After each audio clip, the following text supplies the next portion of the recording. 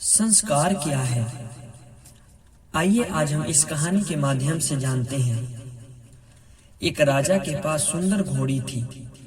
कई बार युद्ध में इस घोड़ी ने राजा के प्राण बचाए और घोड़ी राजा के लिए पूरी वफादार थी। कुछ दिनों के बाद इस घोड़ी ने एक बच्चे को जन्म दिया। बच्चा काना पैदा हुआ, पर शरीर से बहुत ही सुंदर और मजबूत था। बच्चा बड़ा हुआ। बच्चे ने माँ से पूछा, माँ, मैं बहुत बलवान हूँ पर काना हूँ, यह कैसे हो गया? इस पर घोड़ी बोली, बेटा, जब मैं गर्भवती थी तो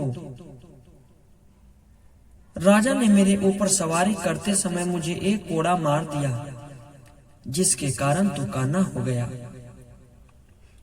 यह बात सुनकर बच्चे को राजा पर गुस्सा आया और माँ से बोला, माँ, मैं इसका बदला लूंगा। माँ ने कहा, राजा ने हमारा पालन पोषण किया है, तू जो स्वस्थ है, सुंदर है, उसी के पोषण से तो है। यदि राजा को एक बार गुस्सा आ गया तो इसका अर्थ यह नहीं है कि हम उसे क्षति पहुंचाएं। पर उस बच्चे के समझ में कुछ नहीं आया। उसने मन ही मन राजा से बदला लेने की सोच ली। एक दिन यह मौका घोड़े को मिल गया। राजा उसे युद्ध पर ले गया। युद्ध लड़ते लड़ते राजा एक जगह घायल हो गया। घोड़ा उसे तुरंत उठाकर वापस महल ले आया।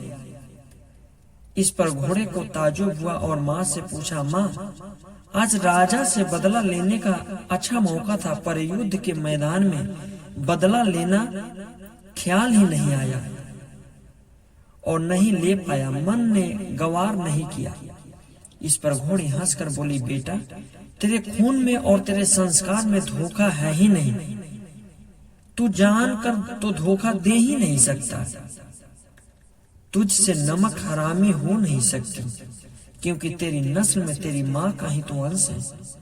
यह सत्य है कि जैसे हमारे संस्कार होते हैं, वैसा ही हमारे मन का व्यवहार होता है।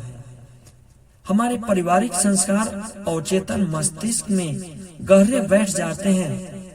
माता पिता जिस संस्कार के होते हैं, उनके बच्चे भी उसी संस्कारों को लेकर पैदा होते हैं। हमारे कर्म ही संस्कार बनते हैं और संस्कार ही प्रारब्धों का रूप लेते हैं। यदि हम कर्मों को सही व बेहतर दिशा दे दें तो संस्कार अच्छे बनेंगे, और संस्कार अच्छे बनेंगे तो प्रारब्ध का फल बनेगा, वह मीठा व स्वादिष्ट होगा। दोस्तों, कैसा लगा मेरा कहानी? अगर अच्छा लगे तो लाइक सब्सक्राइब कीजिएगा। आगे हम मिलेंगे फिर नए कहानी के साथ।